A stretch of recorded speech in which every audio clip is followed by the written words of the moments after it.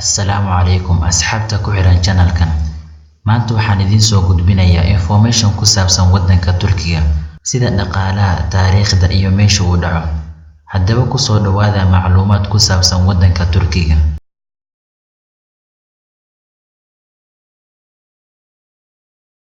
Waddanka Turkigu waa waddan qadiimi ah kaas oo ku yaala waqooyiga Aasiya iyo koonfur bari Yurub.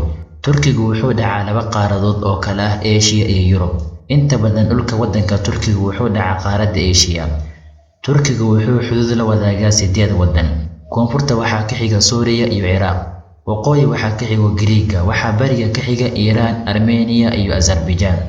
Waqooyi bari waxaa ka xiga Georgia, iyadoo waqooyi galbeedna uu ka xigo waddanka Bulgaria. Badka guud ee Turkigu waa 700,000 kiiloomitir oo square ah.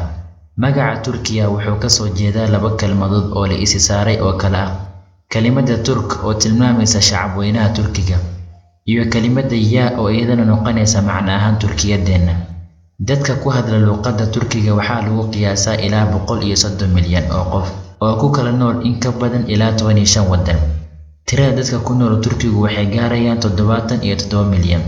Dastuurka Turkigu wuxuu dhigayaa in qof waliba diinta uu doono uu qaadan karo. Sidaas oo ay tahayna inta badan dadka Turkigu waxay haystaan diinta Islaamka 99%.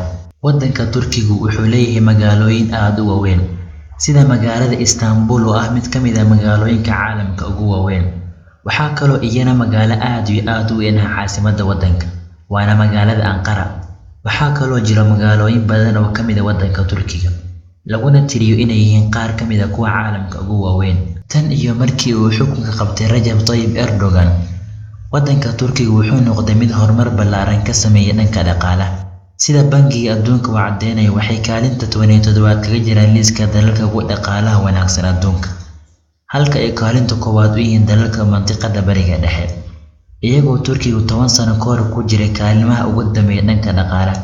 Turkigu wuxuu imika ka mid yahay G20 dalalka loo yaqaano, waxaana kobaca dhaqaale ee Turkiga ka hana qaaday sabab u ah cadaaladda, xorriyadda, xuquuqda bini'aadamka iyo deganaanshiyo ka hana qaaday dalka Turkiga, iyo in Turkigu uu helay cudud dhalinyaro ah oo xirfad leh una diyaar ah isbeddelka dhaqaale ee dunida.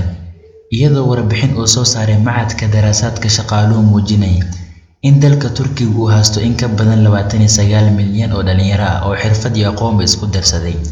2002 wax soo saarka gudaha ee Turkiga wuxuu ahaa 300 bilyan, halka 2013 uu noqday 2 trilyan iyo 150 bilyan oo doolarka Mareykanka ah, waana qiimeyn u dhiganta isugeyn 3 waddan ee ugu dhaqaalaha badan Bariga Dhexe, sida Iiraan, waddanka Sacuudiga iyo isku tagga Imaaraadka Carabta. Ciidamada waddanka Turkigu waxay ka kooban yihiin ciidamada cirka, dhulka iyo badda. Turkigu waa waddanka labaad ee ugu ciidanka badan gaashaanbuurta NATO marka Mareykanka laga yimaado. Ciidamada Turkiga waxaa lagu qiyaasaa in ka badan 2 milyan iyo bar. Qof kasta oo Turkiya waxaa ku qasaba inuu soo maro adeeg ciidanimo muddo 3 toddobaad ah. Waddanka Turkiga wuxuu ahaa mid ay maamusho dowladdii Cismaaniyiinta wixii ka horreeyay 1922, markaas oo la aasaasay dowladda Turkiga ee aynu maanta naqaano. Dowladdaas uu sameeyay ninkii la oran jiray Mustafa Kemal Atatürk. Dowladdii Cismaaniyiinta waxay ahayd dowlad Islaami ah taasoo uu aasaasay Cismaankii koowaad. Dowladdii Cismaaniyiinta waxay xukumi jirtay dhul aad u ballaaran oo ay ka mid yihiin Aasiya, Bariga Dhexe, waddamada maanta loo yaqaano Geeska Afrika iyo meelo badan oo ka mid ah Yurub. Dowladdii Cismaaniyiinta wuxuu saldhiggeedu ugu weyn yahay magaalada Istanbul ee maanta ka tirsan waddanka Turkiga. Sanadii 1958 ayaa Sultaan Cismaan loo doortay inuu noqdo hogaamiye. Taasina waxay horseeday inay bilaabato dowladdii Cismaaniyiinta. Wuxuu Sultaan Cismaan samaystay dowlad adag iyo ciidan aad u awood badan. Wuxuu baabi'iyay oo gacanta ku dhigay dowladdii Giriigga.